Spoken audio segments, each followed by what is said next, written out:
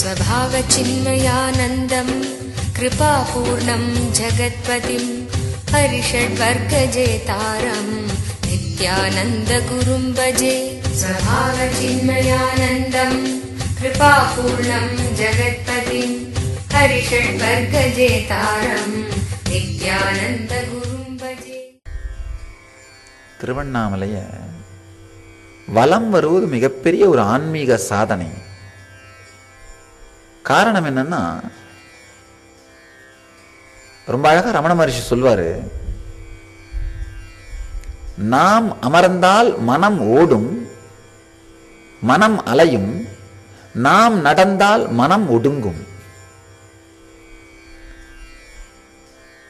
ஆழ்ந்த அமைதியான உணர்வோடு பிரம்மாண்டத்தின் வெடிப்பு, பிரம்மாண்டத்தின் ஒடுக்கம் நடக்கின்ற நம்முடைய அந்த சக்தி நிறைந்ததும் சக்தி அற்றதுமான அந்த மையம், இரண்டு சுவாசங்களும் கலக்கின்ற அந்த மையத்தை, அதிலே உணர்வை ஒன்றாக்கி உடலை இயக்குவோமானால் இந்த மலையை வலம் வருவது மிகப்பெரிய ஞான சாதனை. ஏன்னா மலை ஒரு சக்தி ஸ்தலம், எனர்ஜி ஃபீல்டு. அது ஒரு சிவாவோட சக்தி ஸ்தலம். அதுக்குள்ள இந்த தியான முறையோடு மலையை வலம் வருவோமானால் நமக்குள்ளே அந்த சங்கமம் நடக்கின்ற அந்த மையம் அண்ணாமலைதான் அந்த உணர்வும் அனுபவமும் ஏற்பட்டு நமக்குள்ளும் அந்த பிரபஞ்சத்தின் வெடிப்பு, பிரம்மாண்டத்தின் வெடிப்பு, அண்ணாமலையானுடைய தரிசனம் நடக்கும்.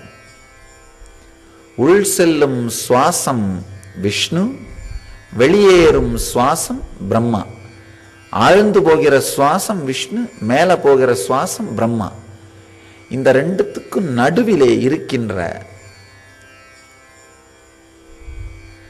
இந்த சக்தி நிறைந்ததும் சக்தி அற்றதுமான மையத்திலே உணர்வை ஒன்றாக்கணும்னா ஈசன் வெளிப்படுவான். பிரம்மாண்டத்தின் வெளிப்பாடு, அண்ணாமலையானின் வெளிப்பாடு நடக்கும்.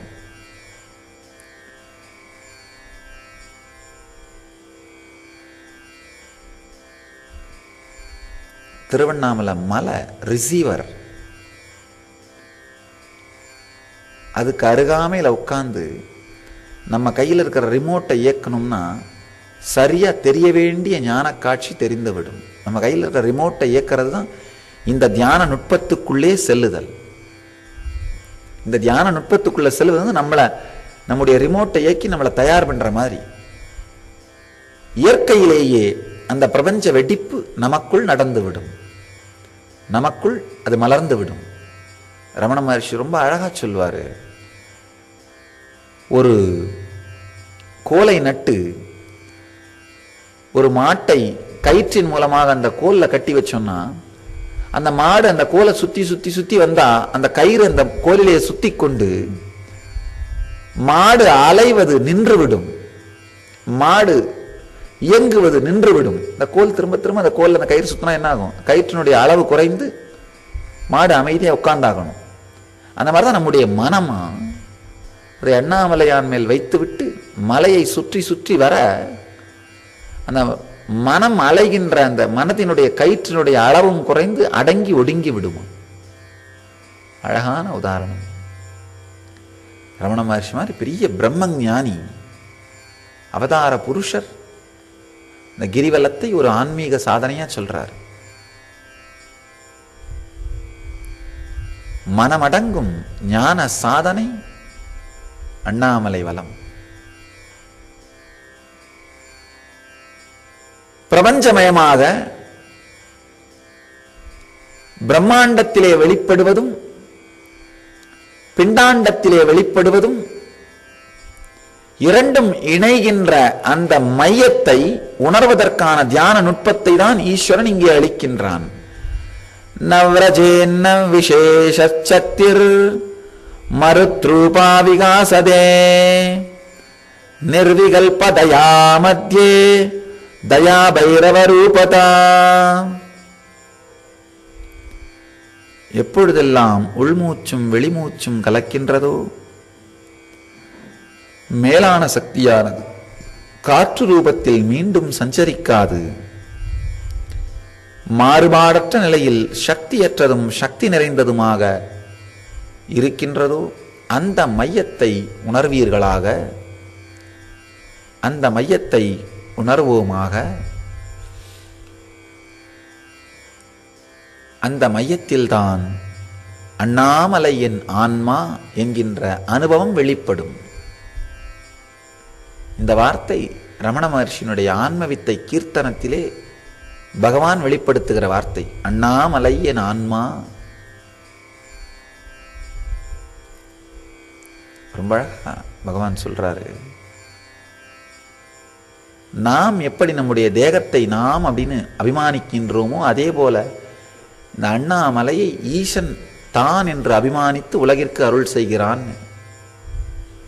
ஆனால் ஒரு பிரச்சனை என்னன்னா, நமக்கெல்லாம் இந்த அபிமானத்தை விடுவது கஷ்டம். அவருக்கு அந்த ஈசனுக்கு அந்த அபிமானத்தை விடுவது கஷ்டம் இல்லை, கருணையினால் அபிமானிக்கிறார்.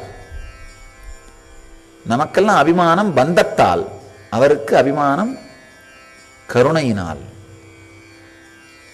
கருணையினால் எப்படி ஈஸ்வரன் மனித உருத்தாங்கி குருவாக மலர்கின்றானோ மாதிரி கருணையினாலே அண்ணாமலையாக மலர்ந்துள்ளான்.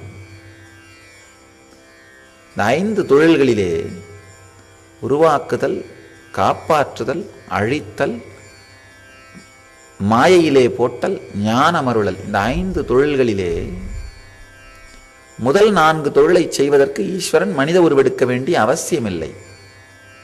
உருவாக்குறது, காப்பாற்றுறது, அழிக்கிறது, மாயையில போடுறது, ஏன்னா அதுக்கு உங்களுடைய ஒத்துழைப்பு தேவையில்லை.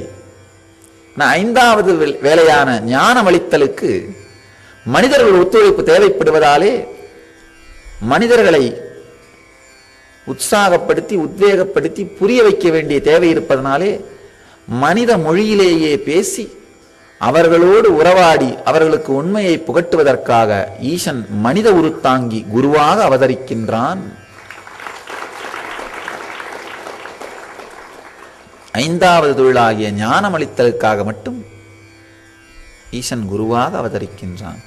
குரு சரீரத்தை, ஞானமடைந்த ஞானிகளின் சரீரத்தை தான் என்று அபிமானித்து தன்னை இந்த சரீரத்தின் மூலம் வெளிப்படுத்துகிறான். அதுபோலதான் அண்ணாமலை. அந்த அண்ணாமலை ஈசன் தான் என்று அபிமானித்து தன்னை வெளிப்படுத்தும் ஞானத்தின் வெளிப்பாடு, ஞானத்தின் சக்தி, ஞானத்தின் முழுமை.